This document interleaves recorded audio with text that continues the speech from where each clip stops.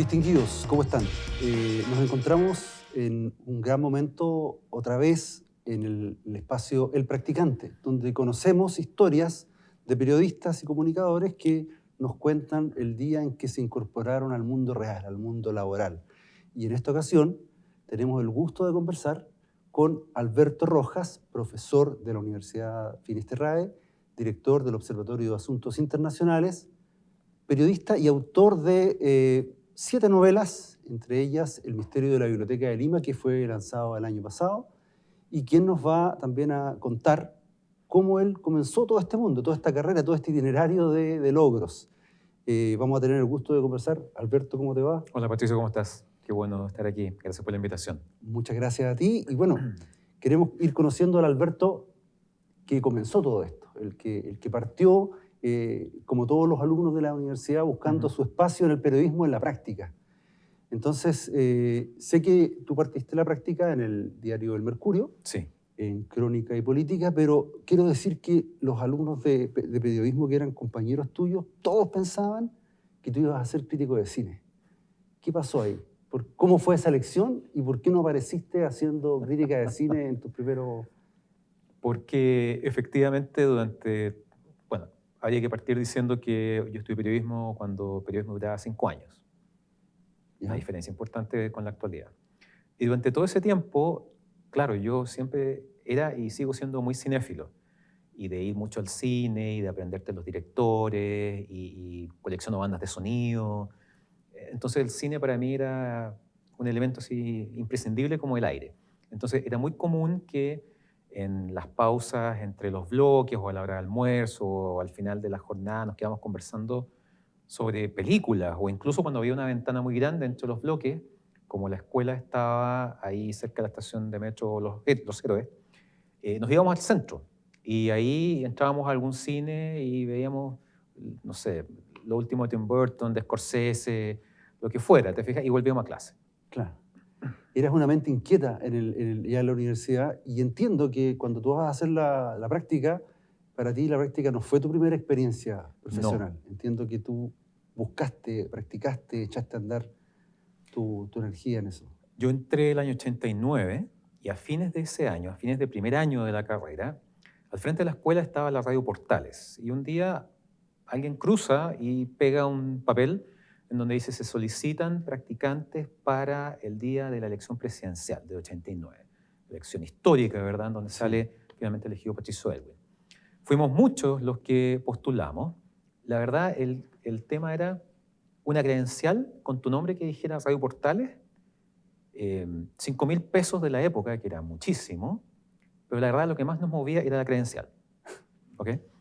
Y quedé seleccionado y ese día yo me presenté, me dieron mi credencial, me dieron mi plata, muchas monedas para poder llamar desde teléfono público, para hacer los despachos, porque obviamente estamos hablando de un mundo sin celulares, sin internet, y la única opción era buscar un teléfono público desde el cual ir despachando durante toda la jornada. Yo estaba en el sector de Plaza Almagro y tenía 2 centros de votación a mi cargo. Así que durante toda la jornada estuve reporteando, sacando cuñas, mandando despachos telefónicos, etc. Fue una experiencia muy, muy linda. ¿Mm? Al año siguiente, yo me fui a presentar a la agencia de noticias Europa Press. Me aceptaron, empecé traduciendo algunas cosas del inglés y después escribiendo notas. En tercer año, yo estuve trabajando en una revista de economía que se llamaba 30 días y que era Economía y Finanzas. Y ahí hice de todo, incluyendo, año 91, un artículo, me encantaría tenerlo, creo que lo tengo perdido, acerca de la llegada del código de barra a los productos, Ya. que antes no existía. No.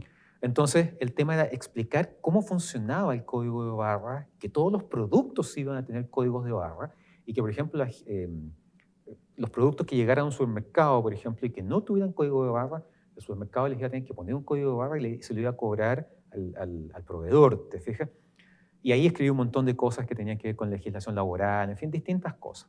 Eso era como ser marciano, digamos. El código de barra era algo muy raro. O sea, era algo que estaba llegando, ¿te Ah. fijas? No había... O sea, la idea era darlo a conocer contando lo que implicaba, que en el fondo el código de barra no solamente iba a identificar los productos, sino que automáticamente iba a determinar la actualización del stock. Ah, Entonces, para 1991 eso era furor, era tecnología claro. de punta que llegaba finalmente a Chile. Y el 92 pasé gran parte de ese año trabajando en la sección internacional del diario La Nación, haciendo turnos los fines de semana en el turno de noche, sábado y domingo. Súper intensa tu actividad antes. ¿Y eso te fue tocando o tú lo planificaste, se te ocurrió, eres muy trabajador? Yo creo que todas las anteriores, porque yo de repente me contactaba con ciertas personas que me decían, oye, sí, hay un cupo, hay un proyecto nuevo, etcétera. Y así fue como llegué a esa revista de economía, así fue como llegué a la agencia Europa Press. En el caso de La Nación, yo era ayudante de Abraham Santibáñez, Ah, en el ramo de periodismo interpretativo y después en el ramo de periodismo de opinión. ya, Y don Abraham en ese momento era director de La Nación. claro. Y me dijo, Alberto, hay un cupo en la sección internacional, yo sé que te gusta el tema internacional, pero es el turno de noche los fines de semana. Y eso significa entrar a las 4 de la tarde y salir a las 12 de la noche. Y yo le dije que bueno.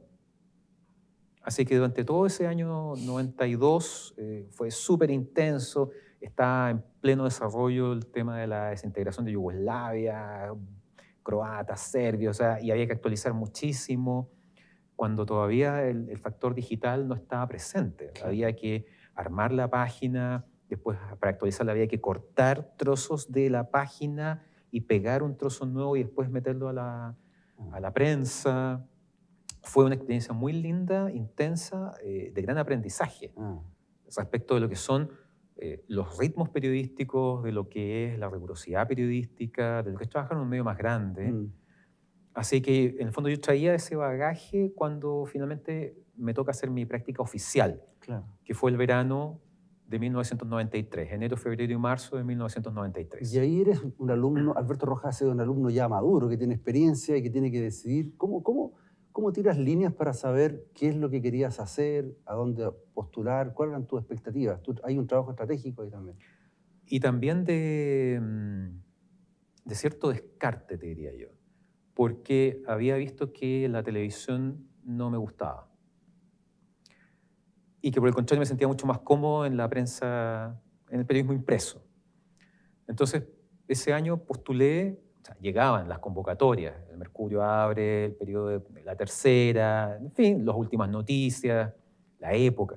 La Entonces, época.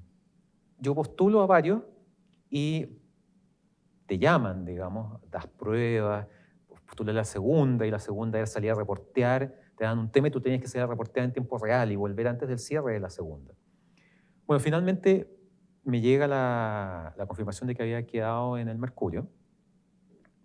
El Mercurio había que ir a dar una prueba Sí. al Mercurio, una prueba de conocimientos, que era bastante larga respecto de la actualidad, en todo ámbito, político, cultural, económico, había que saberse el UF del día, una serie de cosas de ese estilo. Y además de eso había que redactar un texto y había que traducir otro del inglés al castellano. Esa era la prueba del Mercurio. No Mira, sé si en este momento ya es así todavía, pero en ese momento lo fue y muchos fuimos. Y al final tú ponías tus preferencias. Entonces ahí yo puse, tenías que poner 3. Entonces yo puse internacional, el cuerpo de reportaje del domingo, cuerpo político, y en tercer punto, espectáculo. Cuando me llega finalmente la confirmación, descubro que no quedé en ninguna de las 3, sino que quedé seleccionado para crónica política, el cuerpo C. año 93, regreso a la democracia. Ya llevábamos un tiempo y dije, ok, vamos, y así fue como me presenté el 1 de enero del 93 en la sala de redacción. Y ahí, ¿cómo fue tu llegada? ¿Tú eras más cancherito ya? Porque además tenías ya experiencia, a quién conoces, a quién miras. ¿Qué voy a hacer acá? ¿Cómo es tu actitud? ¿Cómo es ese...? Humilde, ¿Sí? humilde porque en el fondo era apoyo en corral ajeno. Ah, No conocía a nadie en el Mercurio y llegar al Mercurio en ese momento era como llegar, no sé, a la BBC, una cosa por el claro, estilo, de que un claro. medio muy grande, con mucho peso, etc. Entonces, y no conocía a nadie. Y la verdad ahí me di cuenta que todo lo que yo había hecho me servía a mí, más que como carta de presentación, como experiencia. Mm, Entonces, yo entendía el concepto de las horas de cierre, la reunión de pauta, los turnos de noche, el turno de fin de semana, para mí no era algo desconocido, pero para otros compañeros de mi escuela, de mi generación, y de otros con los cuales yo me conocí ahí. Yo, por ejemplo, coincidí con Matías del Río. Matías del Río hizo la práctica conmigo ese verano, Ahí en Crónica en Política. Crónica, claro. Claramente era entrar en un mundo muy nuevo. Para mí no fue tan nuevo, pero sí era muy nuevo la estructura, o sea, los editores, las secciones, los horarios, etcétera. ¿Te fijas? Hubo que aprender rápidamente cómo trabajar, porque lo que diríamos la inducción fue corta. Y había que ponerse rápidamente al día. O sea, al comienzo todos tuvimos una especie de maestro, ¿sí? Uno era como el padawan de algún periodista ya consolidado, que te acompañaba, te respondía a tus preguntas, te guiaba en algunas cosas, pero después, a los 15 días, ya tú tenías que volar con tus propias alas, ¿te fijas? En todo sentido. En términos de que, por ejemplo, te decían, ya, hoy día tienes que ir a reportear tal cosa, y las cosas variaban. Y cuando había reunión de pauta semanal, tú tenías que saber llegar con temas. Esta semana va a pasar esto en la Cancillería, o hay que preocuparse de este otro tema, o viene de visita alguien. Ese tipo de cosas uno tenía que ponerlas sobre la mesa. El editor general te decía, ya, ¿usted qué tema va a proponer? ¿Y usted qué novedad tiene? Uno se hacía responsable del sector que estaba cubriendo. ¿Siendo tan joven, así como para poder discriminar la pauta ya? Porque además el Mercurio... Fue la experiencia que tuvimos todos. Y en algunos casos obviamente fue más exitoso que otros, pero el tema es que uno no podía quedarse callado en una segunda fila y simplemente esperar a que el editor del día o del fin de semana te dijera tienes que ir a cubrir, no sé, esta conferencia de prensa del PPD o de Renovación o qué sé yo. Claro. Había que ser proactivo y yo creo que eso no es algo que haya cambiado. En todos los medios hay que seguir siendo proactivos, sobre todo hoy, en que el acceso a la información, a lo que está pasando, es mucho más inmediato y mucho más global. Claro. Y ahí, cuando uno está en un medio tan grande como este, donde las pautas las tienen los principales periodistas y uno es, digamos, el segundo en la fila, me imagino que el primer festejo cuando uno ya por lo primero aparece escribiendo en un breve y después va creciendo y va haciendo noticias, digamos, ¿no? Claro, uno parte, o al menos en ese momento todos partimos haciendo notas que eran, como dices tú, un breve, una columna chiquitita, y en una época en donde era muy raro que hubiese crédito. Claro, no había... No había crédito. O sea, de hecho, el único lugar donde salía firmado el autor, el periodista, era el cuerpo de reportaje, Claro. artes y letras, pero el cuerpo A, B, C, o sea, internacional, economía y crónica, era completamente anónimo. Fue mucho tiempo después, ya se normalizó que todos los textos que tenían que venir firmados, fuese por un periodista, fuese por una agencia o algo por el estilo. Y ahí hubo casos, o sea, en algún momento me toca entrevistar a Sebastián Piñera, pero como parlamentario, en una entrevista larguísima que me tuvo 1 hora y media en el teléfono, y salió un breve. Y después de que yo entregué una nota muy grande, ¿te fijas? Me dijeron, no, breve. La sensación de frustración era importante, pero... Y tú en ese momento siendo un muchacho escuchando a Piñera, digamos, hablar con todos los... Claro, te fijas, no te había tocado hablar... Y claro, a mí, como estaba en Crónica Política, me asignan a La Moneda, al Palacio de la Moneda, cubriendo diferentes actividades en el Palacio con el presidente Elwin, visitas de presidentes extranjeros, distinto tipo, o sea, conocer la dinámica de lo que era y sigue siendo la sala de prensa del Palacio de la Moneda. Claro. La Copucha. La Copucha. Claro, que me imagino que hoy día debe estar muy cambiada, de partida de estar cableada con antenas y otras cosas así por internet. Pero en ese minuto lo máximo era un podio, todos con grabadoras con cassette, una libreta para tomar apuntes, hacer preguntas inteligentes, importante, porque si no quedabas en vergüenza con el resto de tus colegas. Claro. Fuesen practicantes o no, ¿te fijas? Y saber cómo funcionaba la dinámica de Palacio. Claro.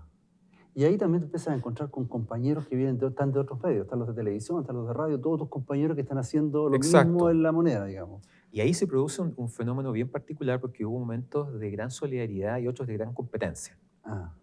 Porque una de las cosas que hacía uno cuando cubría Moneda era ir a pasearse a los patios al patio de los Cañones o al patio de los Naranjos, con la oportunidad o pensando de ver pasar a un ministro, por ejemplo, o un subsecretario.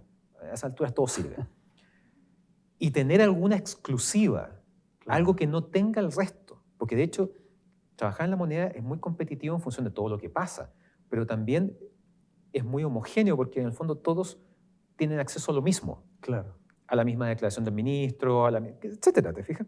Entonces hay un esfuerzo súper grande de todos por tratar de buscar algo diferenciador, algo exclusivo. Entonces, de repente uno veía que el periodista de una radio se iba caminando así, como mirando el cielo, y claro, sabía que a cierta hora se iba a encontrar con el ministro de Defensa, por ejemplo. Claro. Entonces, y ahí lo agarraba y tenía una declaración exclusiva, una entrevista incluso. Entonces, saber esos códigos, entender esa dinámica, fue muy importante. Y ahí, ¿qué fue lo que te fue impactando? Las primeras noticias, o tal vez la noticia con la que tú te empiezas a, digamos, a desarrollar finalmente. Hay un episodio bien interesante que a lo mejor hoy día no tiene mucho sentido porque el nombre no se ha perdido un poco en el tiempo, ¿no? Pero el 14 de enero del 93 llega Erich Honecker a Chile. Erich Honecker, último gobernante de la República Democrática Alemana, que cuando finalmente se produce la desintegración de la RDA, termina absorbida por la Alemania Occidental. Cae el muro. Claro que el 89 había caído el muro y él comienza a ser requerido por la justicia alemana porque se le responsabiliza por las muertes de la gente que había fallecido producto de los disparos de los guardias tratando de cruzar el muro de Berlín. Y cuando se produce la reunificación alemana, él escapa a Alemania y se va a la Unión Soviética. Y llega a la Unión Soviética en el año 91, pero en el 91 también se produce la desintegración de la Unión Soviética y el fin del bloque comunista y todo eso. Y él lo que hace es refugiarse en la Embajada de Chile en Rusia. En ese entonces estaba el embajador Clodomiro Almeida. Claro. Y esto genera una crisis diplomática triangulada entre la Unión Soviética, Rusia, después Alemania y Chile. Y esto para el presidente Aylwin significa un tema de total prioridad en términos de política exterior, súper complejo. Bueno, finalmente Honecker abandona la Embajada de Chile, vuelve a Alemania, es enjuiciado, pasa un año en la cárcel y finalmente por razones humanitarias, él estaba enfermo de cáncer, es liberado. Y ahí Cuba, Corea del Norte, Siria le ofrecen asilo. Pero finalmente él decide venirse a Chile porque aquí vivía su hija, Sonia. Entonces resulta que el 14 de enero del 93, yo con 14 días de practicante, aterriza Erich Honecker en Chile. O sea, es como, para hacerse una idea, como si Putin se fuera al exilio y termina llegando a Chile. Claro. Y tú estás ahí de practicante. Entonces se organizó todo en términos de la cobertura, se armaron grupos de periodistas para ir a cubrir o sea, ya se sabía que su hija vivía aquí en Santiago, en un condominio, etc. Y había que hacer un despliegue en el aeropuerto. Entonces a mí me toca ir al aeropuerto junto con otros periodistas, otros practicantes y otros periodistas ya con más trayectoria. Y resulta que, te puedes imaginar, o sea, empujones, peleando con las cámaras de televisión, los cables. Entonces las cámaras eran bastante más grandes que lo que son hoy. De hecho, existía el asistente de cámara que llevaba el equipo grabador de la cámara conectado con un cable. Hoy día todo está comprimido en un solo equipo, o sea, puedes grabar incluso con un celular. Entonces era un caos, el aeropuerto era un caos. Y de repente se ven 4 autos iguales salir del aeropuerto, pero en direcciones distintas.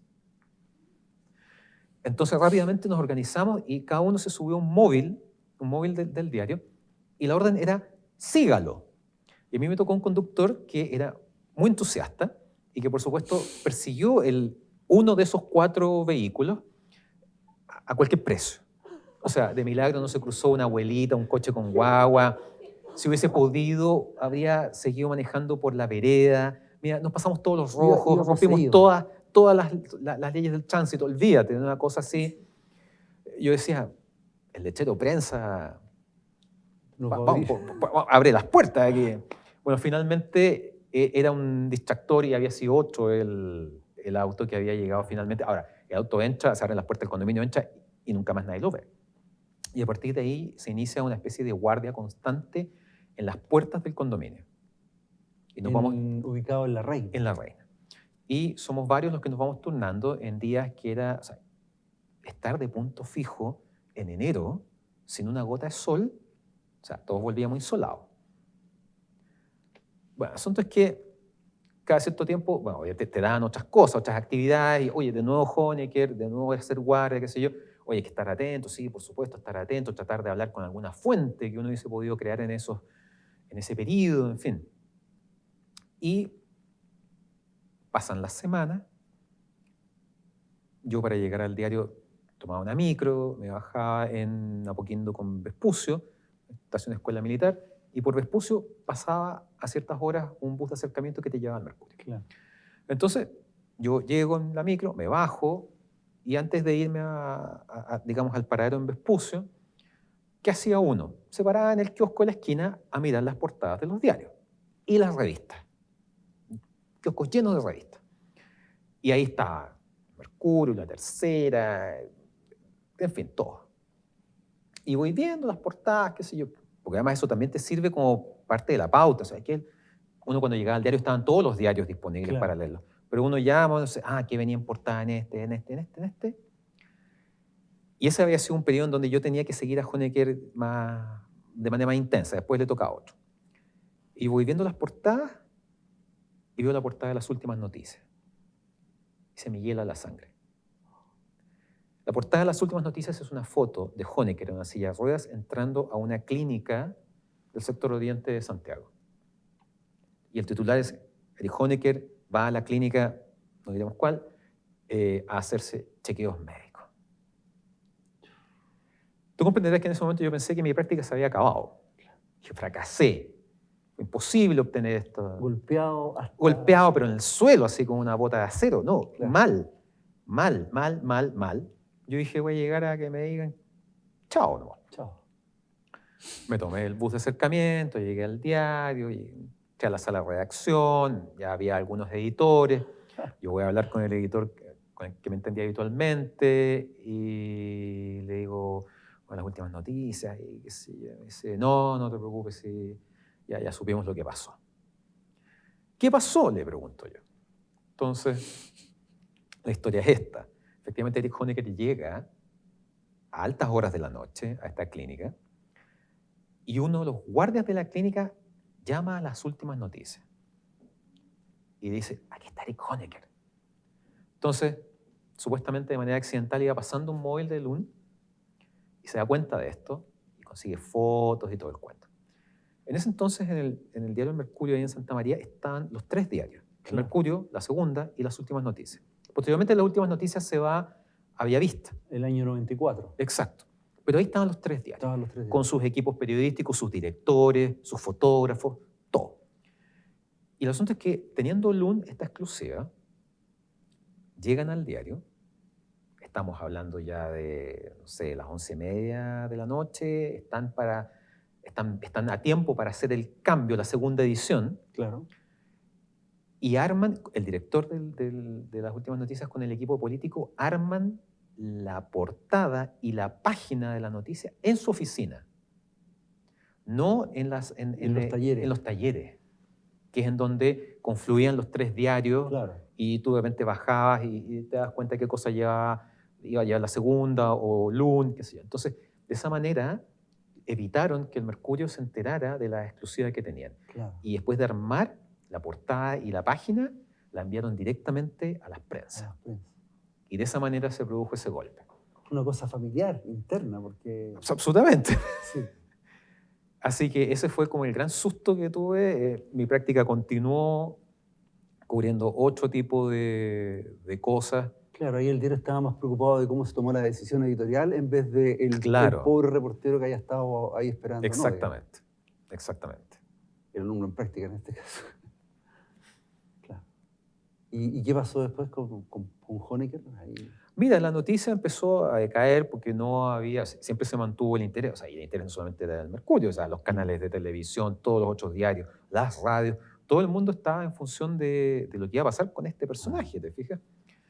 Y todo el mundo solicitaba entrevistas, no daba entrevistas, fue ¿Y tú qué bien pudiste hacer tenso. ahí? Ahí, como periodista en práctica, digamos, ante una situación como esta, digamos, más que esperar, digamos, ¿no? También buscar, tocar puertas, no más que eso. Claro, hacer mucho trabajo con las fuentes, o sea, en la moneda, yo decía, a través de la Cancillería se podrá, no, porque tiene que hablar con la Cancillería, pero había otro colega que estaba cubriendo Cancillería. Ah, Entonces era como meterme en el feudo equivocado. ah, Entonces era complejo en ese aspecto. Entonces yo aportaba desde un poco la experiencia. Entonces cuando de repente tocaba hacer alguna nota que era como casi una nota de registro, yo explicaba quién había sido él y le daba como un valor agregado. Siempre trataba de darle un valor agregado a las notas ah. que yo escribía, fuesen de política interna, policiales, me tocó también cubrir algunas cosas policiales, como toda crónica policial, ¿te fijas? Claro. Em, ¿Y qué pasó con la práctica al final? ¿Te sirvió para qué? Después, cuando terminas y cuando sigues desarrollando ahí, ¿te sirvió para quedarte colaborando? ¿Cuál fue el efecto estratégico que tuvo para ti? Mira, la práctica fue buena porque fue una muy buena experiencia. En crónica es hacer de todo. Y de repente, claro, había ciertos sectores que estuvieron más asignados que otros. A mí nunca me tocó cubrir transporte, Mm, pero sí me tocaba cubrir moneda, me tocaba cubrir política los fines de semana, algunas cosas de relaciones exteriores. Y yo creo que ahí se aprende mucho, se aprende en términos de la dinámica, la velocidad en todo sentido. Hay que tener claro que el periodismo siempre es veloz, mm, porque no puede no serlo. El periodismo, la noticia no espera y la noticia no avisa. Entonces hay que saber reaccionar, estar preparado, saber, saber que tienes que tener muchas cosas en tu cabeza, porque de lo contrario no vas a tener tiempo de buscarlas. Hoy día, por supuesto, en un celular está el conocimiento de toda la humanidad. mm.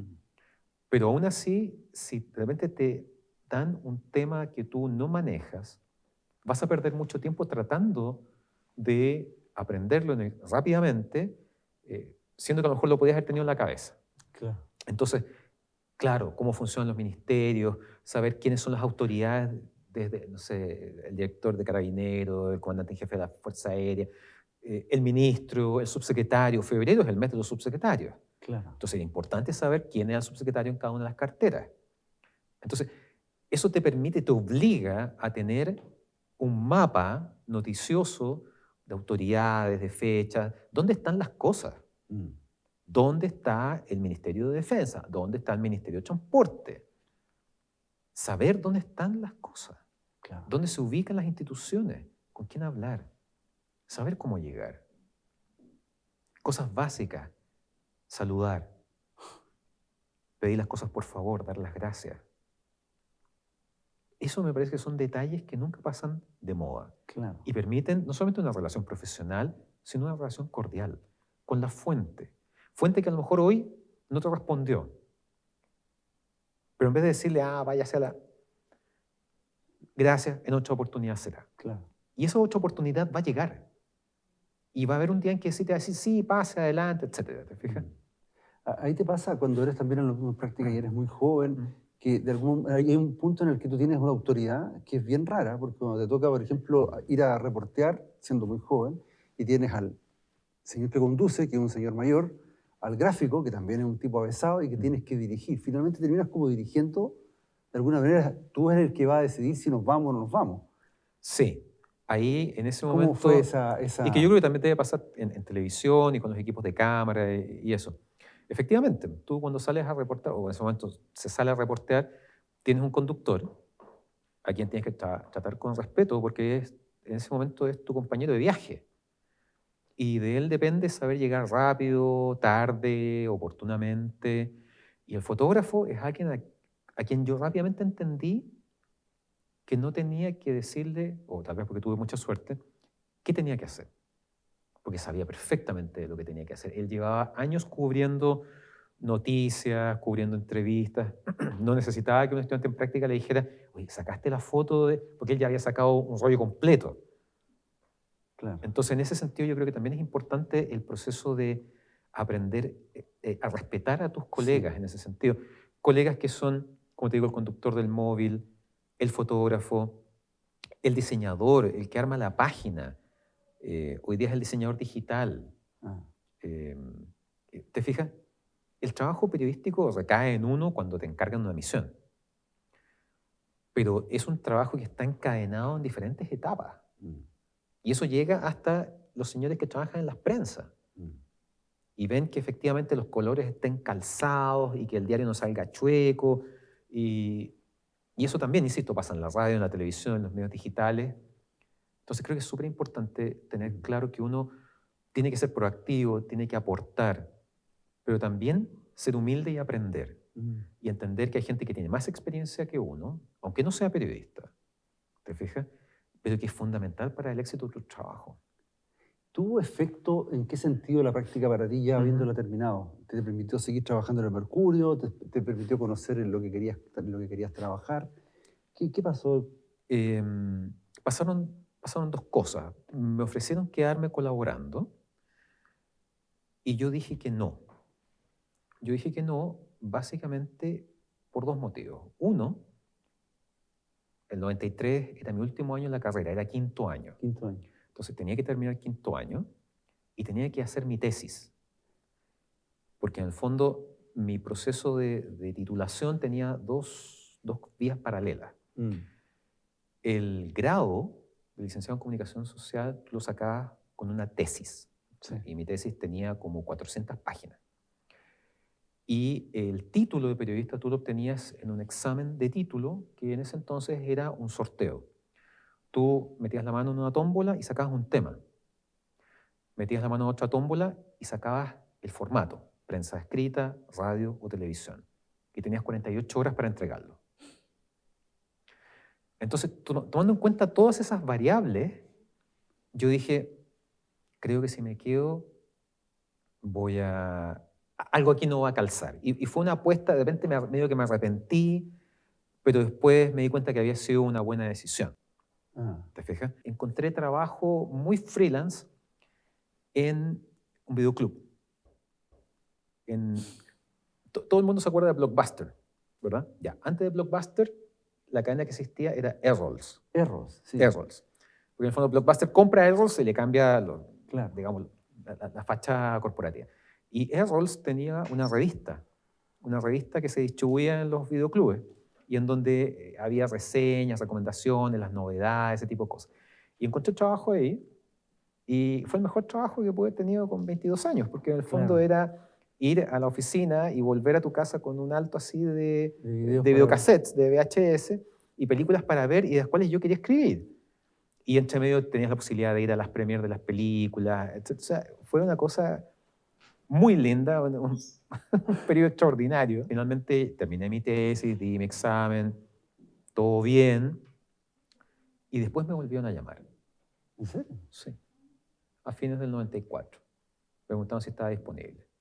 Y ahí sí ya entré a internacional. Pero te llamaron de otra sección ahí ya. Claro. Ahí ya. ¿Por qué? Porque, y esto es importante tenerlo siempre presente para todos los que vayan a hacer una práctica. Cuando uno hace una práctica, te evalúan. Y en general los practicantes lo que hacen es pedir el informe de práctica para entregarlo en la escuela, para que vean si su práctica fue aprobada o no, y detalles, no sé, llegaba a la hora, no llegaba a la hora, saludaba, no saludaba, tenía proactividad, proponía pauta o no. Esas cosas están en eso. Pero todos los medios también dejan un informe interno de cómo lo hizo. Y a partir de ahí discriminan en función de ofrezcámosle un reemplazo, una colaboración y ese tipo de cosas. Entonces, por eso es tan importante hacer la práctica y hacerla bien. Lucirse, buscar oportunidades, ser proactivo, ser creativo. Cuando todos están mirando hacia un lado, mirar hacia el otro.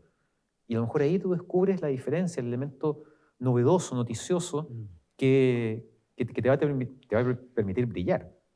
Qué notable, buen consejo. Oye, en realidad ahí finalmente siempre te están mirando. Eso es lo que a veces uno tiene que entender. Absolutamente, sí, eso Siempre es real. te están mirando. Sí, sí, y eso hoy día aplica con mayor razón, no sé, no solamente en términos de, no iré en la presentación personal, porque eso es muy básico, pero si tú eres una persona cordial, si tú aprendes de los errores, etcétera, yo creo que eso sigue siendo igual de vigente que hace 30 años. Acá los que nos están mirando en este momento son los muchachos que nos acompañan y que probablemente van a querer hacernos algunas preguntas.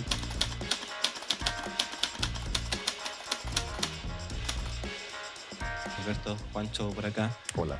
Le quería hacer una pregunta. De acuerdo a la experiencia que ha tenido usted y los conocimientos que ha adquirido, ¿hay algo que tenga hoy en día el profe Alberto que le habría gustado tener al momento de hacer su práctica? Es una buena pregunta. Contactos. Pero los contactos no te caen del cielo, tú haces los contactos. Y los contactos son fuentes, son personas, y eso se construye a partir de una relación en el tiempo que va desde verse frecuentemente porque es el sector que tú cubres, hasta de repente tomarte un café con alguien y a lo mejor no sacas nada de eso salvo un encuentro cordial. ¿Te fijas? Eso. Muchas gracias. Gracias. Gracias a ti. Profesor Alberto, ¿qué tal? Mucho gusto, Pablo acá. Preguntarle si en algún momento de su práctica se habrá arrepentido de algún hecho o alguna anécdota que le habrá complicado en esa instancia. Hubo un episodio en donde, bueno, hay que tomar en consideración que los editores de hace 30 años no eran los editores de hoy, No, en términos de carácter. ¿Ok? claro. Carácter. Cuando uno iba, no sé, a cualquier diario, probablemente La Segunda, en La Nación, siempre gente que uno veía como mayor, con trayectoria. Muchos todavía eran de una generación que no eran periodistas universitarios. Claro. Eran periodistas que se habían formado sobre la práctica, que incluso ellos habían existido en la época de la llamada bohemia periodística, cuando de repente las notas se despachaban desde una barra de un bar en el centro de Santiago. Claro. Te fijas, hay mucha bohemia y mucha vida nocturna. Bueno, pero muchos de ellos eran periodistas sin haber pasado por una universidad. Y en general tendían a despreciar un poco a los periodistas universitarios. Encontraban que la Universidad de la Vida le ganaba a cualquier universidad. Y en ese aspecto era gente formada en el fragor diario de las noticias y que respiraban periodismo. Eso es innegable. Y cada uno llegaba de una universidad y que como, lo miraban así como pollito nuevo. Y muchas veces ellos tenían ideas preconcebidas de ciertos temas y ciertas noticias. Entonces, muchas veces te decían, ya, anda a reportear esto, el tema es este, el título es esto. Ok, perfecto. Y recuerdo haber ido a cubrir una noticia y la noticia era todo al revés. Era todo lo contrario de lo que el editor me había dicho. Entonces volví y le dije, ¿sabe que lo que usted me dijo no fue así? ¿Cómo no fue así? No, fue justo al revés, lo que dijeron no era eso. No, pero escribe lo que yo te dije. Es que no es... No voy a escribir. Lo escribí. Y de repente me llama, así, ¡Rojas! Así como, ¿qué significa esto? Entonces dije, pero si es lo que... Pero yo te dije que... No, es que no es que me hubiese... Claro, no es que me hubiese pedido cubrir una cosa y yo volví con la otra, sino que en el fondo era que el tema que se abordó era completamente nada que ver. Y se enojó mucho. Y se enojó tanto que le empezó a pegar al teclado del computador. Y yo veía como las teclas saltaban del computador. Así, la L, la M, la A. Así. Después se le pasó, ¿eh? Pero fue el momento de furia que yo vi y al cual nunca había estado acostumbrado de las experiencias laborales anteriores. Y fue así como, ok. Chuta. Claro. ¿Y los que estaban alrededor también estaban ya vacunados con ese tipo de...? No, claro, en ese momento todos así metidos debajo de la mesa, ¿te fijas? Y al resto también mal que de alguna vez le pasó algo similar, ¿te fijas? Escuchar tu apellido gritado a voz en cuello en la sala de redacción, cosa que imagino que esas cosas no pasan hoy día, Claro. era algo que te lava la sangre. Pues, ¿qué hice? ¿Qué me faltó? ¿Te fijas? Estamos hablando de algo mucho más allá de que, oye, escribiste esto y aquí no está la noticia. No, eso no. Tendría que haber sido un error mucho mayor, ¿te fijas? Sí. Una metida pata, derechamente. Era otro tiempo, sí, ¿verdad? Era otros tiempos. Hola, profesor. Hola. Aquí, Estefanía. Algo que le quisiera como recomendar al Alberto del pasado antes de buscar la práctica. No que hubiese aprovechado mejor el verano. Porque después de eso ya los veranos largos de vacaciones no existen. Cuando tú entras ya a trabajar, se acaba ese periodo fantástico y de hecho, el verano anterior, un grupo de amigos se fueron, habían juntado plata, que sí, se fueron de viaje, pero así, lo pasaron espectacular, y yo no fui, entonces me lo perdí. Y fue una experiencia que marcó ahí, y te estoy hablando, gente que hoy día está en lugares importantes, o sea, Claro. contemporáneo, no era necesariamente este grupo, pero contemporáneo mío, es la Connie Stipicic, Enrique Mujica, Rodrigo Gendelman, te fijas, Jimena Planella, Claro. y otros tantos, te fijas, o sea, entonces, claro, ahí yo creo que eso en términos más bien anecdóticos, pero leer, había que leer más. Mm. A pesar que yo siempre era y sigo siendo buen lector, había que leer más. Y aprovechar de leer de todo, de todo, de todo, de todo. Y porque eso no solamente te da conocimientos, te da cultura, te da vocabulario, sino que también te da tema. Mm.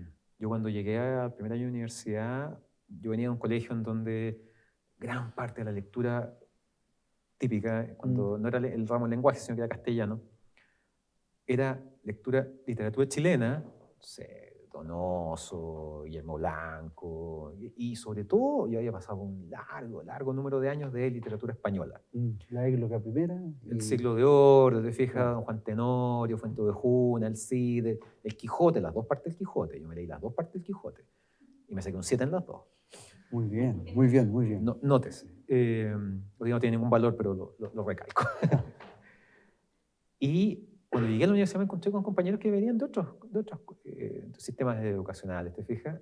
Y me di cuenta que ellos, por ejemplo, venían de leer El Señor de los Anillos en ese entonces. Ah, Yo nunca había leído El Señor de los Anillos. Se habían leído El Guardián frente al Celteno. claro. Venían de otro tipo de literatura distinta. Entonces yo sentí que quedaba un poco en deuda. Entonces rápidamente empecé a saltar la biblioteca de la universidad y lo que yo hacía los veranos era, claro, después tú, no sé, la matrícula para el próximo año, ya está la matrícula. Entonces yo en el verano, me llevaba libros y los devolvía en marzo. Y ahí me llevé a Bukowski, Tom Wolfe, te fijas, ese tipo de literatura que hoy día probablemente son otros los autores. Claro. Pero esas son las cosas con las cuales tú vas llenando tu caja de herramientas. Y eso nunca está de sobra porque la caja de herramientas tiene espacio para todo. Ah, Nunca se queda chica. sí. Profesora, por favor. Hola, profesor. Hola. Tenía una pregunta. Usted que ha pasado por muchas salas de editores, me imagino, ¿qué cree que debe tener un buen periodista hoy día en personalidad, actitud y formación? Que creo que igual lo ha dicho un poco, pero en profundidad. Creo que es una mezcla del pasado y el presente. Yo creo que hay cosas que en el periodismo no cambian. Creo que es importante que el periodista sea alguien culto. Culto, cuando nosotros estudiamos periodismo, y yo creo que tú estarás de acuerdo, hay una expresión que decía que el periodista era un mar de conocimiento de 1 centímetro de profundidad. Claro. ¿Verdad? Cosa que yo, a medida que pasaba el tiempo, cada vez lo encontraba más mediocre. ¿Me fijé? Yo dije, no, este océano de 1 centímetro de profundidad debe tener abisales, Ah, debe tener abismos, debe tener profundidad. Tal vez no en todo, porque efectivamente hay que ser muy dúctil. O sea, yo me acuerdo, yo estaba en el diario cuando se murió Cerati, y en ese momento había un equipo de la sección deportes en Buenos Aires cubriendo otra cosa y los pilla la muerte de Cerati y de repente se dan cuenta que tienen que cambiar el switch y pensar en empezar a reportear esto para espectáculo. claro. Y eso le pasa de repente a alguien de economía en otro contexto, qué sé yo, en fin.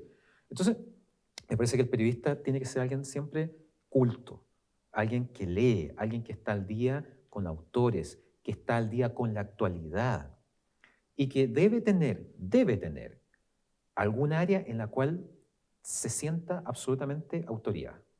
Si es espectáculo, espectáculo, cultura, literatura, política internacional, economía. ¿Te fijas? Yo creo que eso es muy, muy importante. El conocimiento tiene que ir acompañado con las ganas de seguir aprendiendo. Eso me parece que, y no debe perderse jamás, nunca. Una anécdota. Una vez tuve el privilegio de ir a Japón y cuando llegué en el aeropuerto, al momento de hacer el chequeo con la policía de inmigración, me preguntan cuál es su carrera, cuál es su profesión. Y yo digo, soy periodista. Y la actitud de los guardias del aeropuerto fue impresionante, porque yo era periodista. Y ahí entendí que en Japón, y probablemente otros países también, existe una valoración del periodista enorme, como alguien serio, responsable, culto. Olvídate. Y en ese viaje ser periodista era mejor que haber sido ministro. Era impresionante. Entonces, sí, yo creo que es importante cultivar tus conocimientos, tu cultura general, leer ficción, leer no ficción, ver documentales, ver cine, saber de música, ese tipo de cosas. Y al mismo tiempo desarrollar tus destrezas profesionales. Hoy ya no existen esos límites entre la prensa escrita, la radio y la televisión. Hoy día todo es multiplataforma. Las radios tienen canales de televisión, transmisión por streaming, etc. Entonces, es todo uno. Hoy día la manera en que estas plataformas conviven es alucinante. Bueno, saber moverse en todas esas plataformas, tener claro cómo hacerlo e ir pensando cómo hacerlo mejor, siempre estar viendo, es que, no sé, por ponerte un ejemplo, en un canal o en una radio de otro país, inventaron esto, ponete, una forma de mostrar la noticia distinta. Uno ha visto la evolución en el tiempo, desde algo tan arcaico como solamente un diario papel, solo eso, a el enorme debate respecto de qué hacemos frente a la llegada de Internet. Y durante muchos años, los medios impresos, que de repente un medio impreso se compraba una radio, pero no había mucha sinergia entre la radio y el diario. Tenían que, de una u otra manera, no sé, pensar cómo tratar de que el futuro no te pillara. Y cuando desembarca Internet, y yo lo vi, en el año 1996 llegaron las primeras conexiones de Internet al Mercurio. Y había una conexión de Internet por sección y estaba en el computador del editor.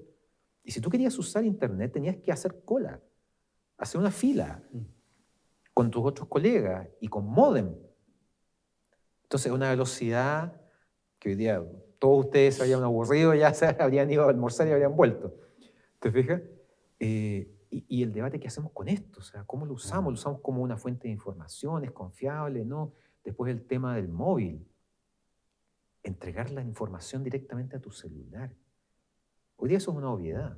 Es el desde hace mucho tiempo. En ese momento era como un debate. ¿Y qué hacemos? ¿Y no estaríamos matando la edición de mañana si esta tarde entregamos esta información? Fue un camino histórico. Pero yo creo que también es importante tenerlo claro para saber cuán rápidos y profundos son los cambios que la tecnología logra en distintas áreas, no solamente el periodismo, y cómo uno tiene que saber mantenerse lo más vigente posible. Bueno, acá Johan, profesor, respecto a lo que fue como toda su experiencia en la práctica, usted como que es más del ámbito internacional. ¿Cómo se decidió de eso como 100% en la práctica o cuando entró a trabajar el llamado, ahí se dio cuenta que esto era lo que a usted le gustaba? Siempre me gustaba el tema internacional.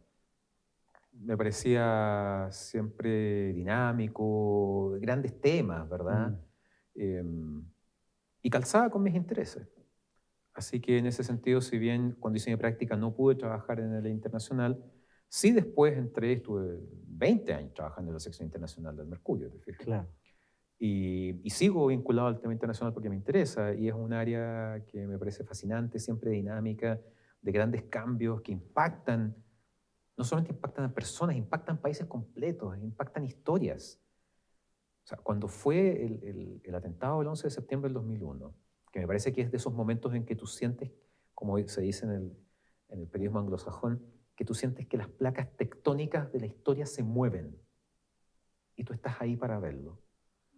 Son momentos únicos y el periodismo te permite estar en primera línea. Ese era un martes. Yo estaba haciendo clases acá ya en ese entonces Y cuando llegué a la redacción, o sea, yo me di cuenta que saliendo de la clase había una cafetería y tenía un televisor de estos grandes cuadrados colgado del techo. Y se veía una de las torres y una estela de humo, ¿te fijas? Ah, Y el audio de ese momento, no me acuerdo qué canal era, decía que se había estrellado una avioneta. claro. Fui al estacionamiento, me subí al auto y pongo la radio y ya ahí, me acuerdo perfectamente, Iván Valenzuela estaba diciendo que había otro avión que había chocado, un segundo avión había chocado contra las Torres Gemelas. Entonces, cuando llegué a la sala de redacción todo el mundo estaba en llamas y eso que yo fui de los primeros en llegar. Y claro, fue una jornada absolutamente maratónica, Ah, maratónica. Y claro, ese tipo de experiencias te las da el periodismo. Y eso tiene que ver con política interna, tiene que ver con cultura, con espectáculos, el deporte. Ahora que te fijas, siempre hay delante los Juegos Olímpicos, los Panamericanos, etc. mm, Son instancias en las cuales vives experiencias que de otra manera mm, no habrías podido experimentar. claro. El periodismo es como una puerta que se abre a otras realidades. O sea, si no, yo no hubiese estudiado periodismo, bueno, el nombre quizás hoy día no dice mucho, pero yo tuve la oportunidad de entrevistar a Robert Ballard, que fue el descubridor del Titanic. Mira. ¿Te fijas? Dentro de una playa de otras figuras a las cuales jamás podría haber conocido de manera más cercana o lejana si no hubiese sido a través del periodismo. Entonces, el periodismo es una carrera exigente, es una carrera que se hace en serio, como todas las carreras deben serlas, pero y que exige sacrificios, eso es inevitable.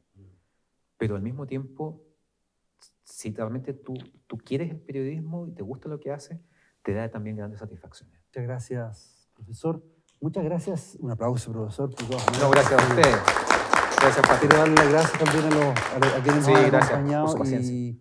Y bueno, quedo muy contento, quedamos muy contentos con todas estas historias, con todas estas anécdotas, con todo este conocimiento de una experiencia que es la que todos van a ir viviendo los alumnos a lo largo del tiempo y les va también les va a permitir tomar decisiones, considerar espacios, cómo se va a presentar esta experiencia para cada uno de nosotros. Así que nos despedimos entonces y agradecemos esta nueva etapa del practicante con el profesor Alberto Rojas. Muchas gracias. Gracias por la invitación, gracias por permitirme volver a ser ese practicante de 22 años. Profesor.